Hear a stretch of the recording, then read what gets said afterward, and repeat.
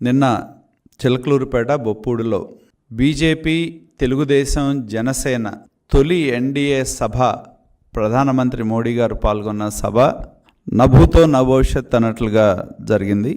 పెద్ద ఎత్తున 3 పార్టీలకు సంబంధించిన కార్యకర్తలు, అభిమానులు, శ్రేయోభిలాషులు అందరూ కూడా పాల్గొని ఈ సభను విజయవంతం చేయటం జరిగిందని చెప్పి స్పష్టం చేస్తా ఉన్నా. అదే విధంగా ఈ సభకి రావాలని ఈ చుట్టుపక్కల 6-7 జిల్లాల్లో మారుమూల గ్రామాల్లో నుండి బయలుదేరిన ప్రజలు కిలోమీటర్ల మేర ట్రాఫిక్ జామ్ అవటం వలన చాలామంది, వేలాది మంది సభ ప్రాంగణం వరకు కూడా చేరుకునే పరిస్థితులు మనం చూసాం. అలాగే ఈ సభ స్పష్టంగా ప్రధానమంత్రి గారు పాల్గొన్న ఈ సభలో ప్రధానమంత్రి గారు వివిధ అంశాలు స్పష్టం చేయటం జరిగిందని చెప్పి నేను తెలియజేస్తా ఉన్నా. ఆయన ఒకటి స్పష్టం చేశారు, ఆంధ్రప్రదేశ్ ప్రజల కష్టాలు నాకు తెలుసు అని చెప్పి చెప్పడం జరిగింది. వచ్చే 5 ఏళ్ళు ఎంతో కీలకమని కూడా స్పష్టం చేయటం జరిగింది. ఈ కష్టకాలంలో ఆంధ్రప్రదేశ్ ప్రజలకి అండగా ఉంటాను అని చెప్పి కూడా ప్రధానమంత్రి గారు స్పష్టం చేయటం జరిగింది. అలాగే జగన్మోహన్ రెడ్డి పాలన గురించి కూడా కీలకమైన వ్యాఖ్యలు కూడా ప్రధానమంత్రి గారు చేశారు. ఈ 5 ఏళ్లలో ఆంధ్రప్రదేశ్లో అభివృద్ధి ఆగిపోయిందని చెప్పి స్పష్టం చేశారు, కుంటుపడిందనేది చెప్పడం జరిగింది. అలాగే అవినీతి దోపిడీలో ఈ ప్రభుత్వంలో ఒకరికొకరు పోటీ పడతా ఉన్నారని కూడా చెప్పడం జరిగింది.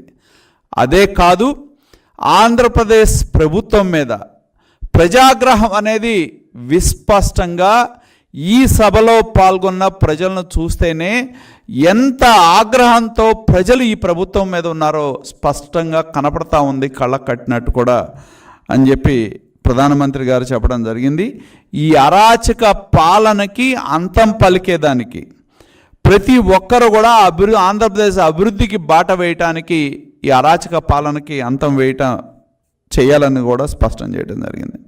అదేవిధంగా ముఖ్యంగా ప్రధానమంత్రి గారు కేంద్ర ప్రభుత్వం ఇచ్చిన ఎన్నో నిధులు ఏవైతే ఉన్నాయో, ఆరోగ్యశ్రీ కావచ్చు, ఇతర నిధులు కావచ్చు, వినియోగంలో కానీ కేంద్ర ప్రభుత్వం నిధులు ఇచ్చినా కూడా వాటి మీద స్టిక్కర్లు వేసుకొని వాళ్ళ పథకాలంటూ కూడా ప్రచారం చేసుకుంటున్నారనేది స్పష్టం చేయటం జరిగిందని చెప్పి తెలియజేస్తా ఉన్నా. అదేవిధంగా ఇవాళ మేము ప్రశ్నిస్తూ ఉంది ఒకటే, ఎందుకంటే మన ప్రధానమంత్రి గారు సభలో ఇంకా మొదలవకముందే యువతల బ్లూ మీడియాలో మొదలవుద్ది, రకరకాల ప్రచారాలు, ఊహాగానాలు చేయటం జరిగింది. లక్షలాది పాల్గొన్న ప్రజలు కళ్ళ ముందు స్పష్టంగా కనపడతా ఉన్నారు. కిలోమీటర్ల కొద్దీ ట్రాఫిక్ జామ్ అనేది స్పష్టంగా కనపడతా ఉంది. ఎందుకంటే ఇవాళ మేము ప్రశ్నిస్తూ ఉంది ఒకటే అని చెప్పి తెలియజేస్తా ఉన్నా, ప్రధానమంత్రి లాంటి వ్యక్తి ఆ సభలో పాల్గొన్నప్పుడు దాని రక్షణ బాధ్యత ఎవరిది? రాష్ట్ర పోలీసు యంత్రాంగాన్ని కదా. మరి స్వయాన ప్రధానమంత్రి పాల్గొన్న సభలో జనం వేదిక వైపు తోసుకొస్తా ఉంటే నియంత్రించాల్సిన బాధ్యత స్థానికంగా ఉండే పోలీసు యంత్రాంగానికి ఉందా లేదా?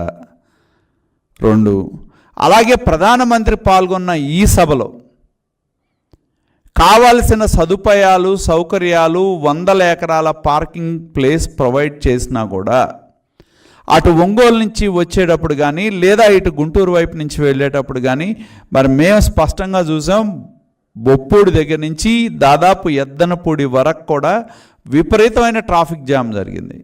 మరి నేషనల్ హైవే బ్లాక్ చేసామని చెప్పారు.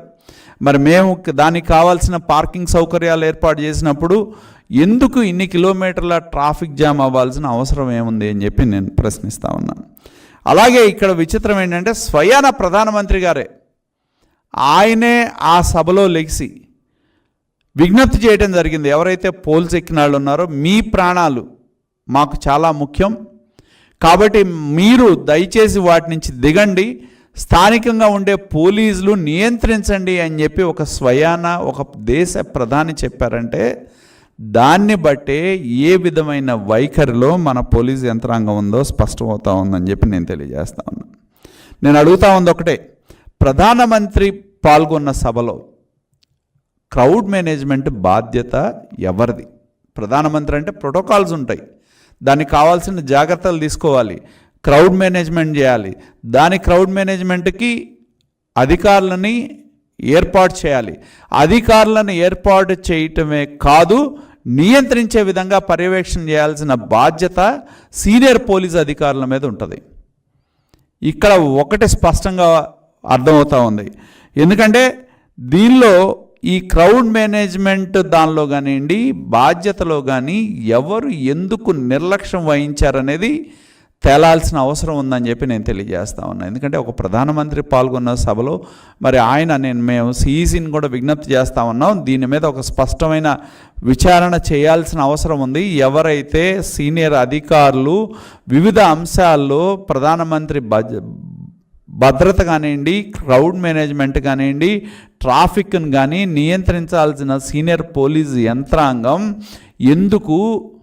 ఎందుకు చెయ్యలేకపోయారు అని చెప్పి మేము ప్రశ్నించడం జరుగుతూ ఉంది. కాబట్టి మేము డిమాండ్ చేసేది ఒకటే, ఎలక్షన్ కమిషన్ని డిమాండ్ చేస్తూ ఉన్నాం. ఎందుకంటే స్పష్టంగా ఎవరైతే పర్యవేక్షించాల్సిన అధికారులు, పర్యవేక్షణ చేయాల్సిన సీనియర్ అధికారులు ఎవరైతే ఉన్నారో వాళ్ళ యొక్క నిర్లక్ష్యం అనేది స్పష్టంగా కనపడతా ఉంది. దీన్ని సిఈసి రివ్యూ చేసి దీని మీద సంబంధిత అధికారుల మీద చర్యలు తీసుకోవాలని చెప్పి కూడా తెలుగుదేశం పార్టీ డిమాండ్ చేస్తూ ఉందని చెప్పి కూడా నేను తెలియజేస్తా ఉన్నా. ఎందుకంటే ఈ సభ బ్రహ్మాండంగా, అటు ఏదైతే ఎన్డీఏ తొలి సభ నరసరావుపేట జిల్లాలో జరిగిందో ఈ సభ బ్రహ్మాండంగా జరిగింది. లక్షలాది మంది ప్రజలు పాల్గొన్నారు.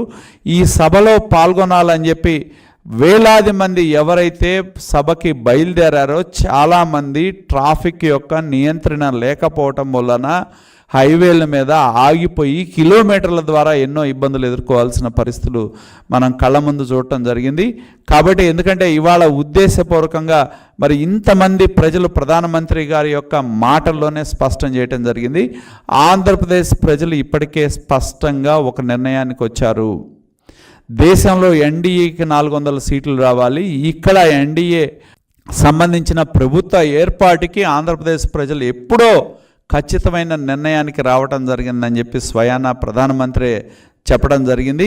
ఈ రాష్ట్ర ప్రభుత్వం యొక్క వైఫల్యాలు కానీ, ఈ రాష్ట్ర ప్రభుత్వం యొక్క దోపిడీ కానీ, ఈ రాష్ట్ర ప్రభుత్వం అధికారంలోకి వచ్చిన తర్వాత ఆగిపోయిన అభివృద్ధి కానీ ప్రధానమంత్రి గారు ఆయన మాటల్లో స్పష్టం చేయటం జరిగింది.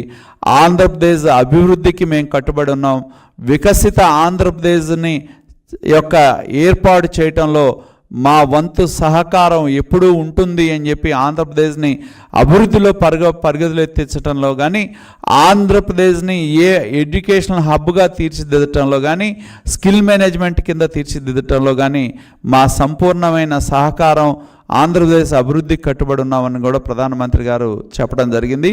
అటు పవన్ కళ్యాణ్ గారు అలాగే చంద్రబాబు నాయుడు గారు ఏ విధంగా గత కొంతకాలంగా ఆంధ్రప్రదేశ్లో ప్రజా సమస్యల మీద అలుపెరగని పోరాటం ఎలా చేస్తూ ఉన్నారో ప్రధానమంత్రి గారు స్పష్టంగా ఆయన మాటల్లోనే చెప్పడం జరిగిందని చెప్పి తెలియజేస్తా ఉన్నా.